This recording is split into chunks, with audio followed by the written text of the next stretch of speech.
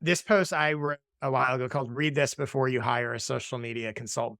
But really, what the post is read this before you hire a fill in the blank, whatever you do, or read this before you buy a fill in the blank, whatever you do. And essentially, what this post is designed to do is designed for you to express a bunch of things that you feel about sort of the space and where people go wrong.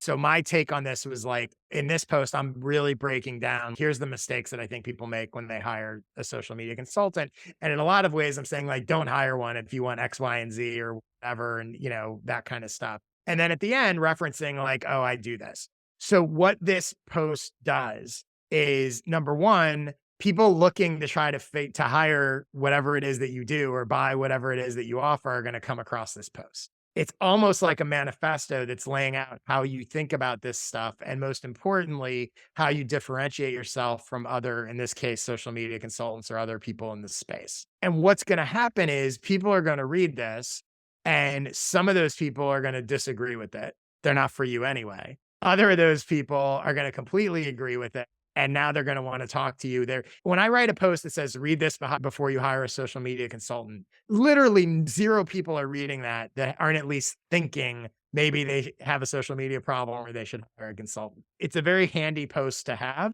because also as you talk to people down the road, it's a great post to be able to sell to people. I mean, not sell to people, to be able to send to people. When they go, oh, I'm curious about your service. I'm looking for help with social media. Oh, well, you should read this because here's how I think about it.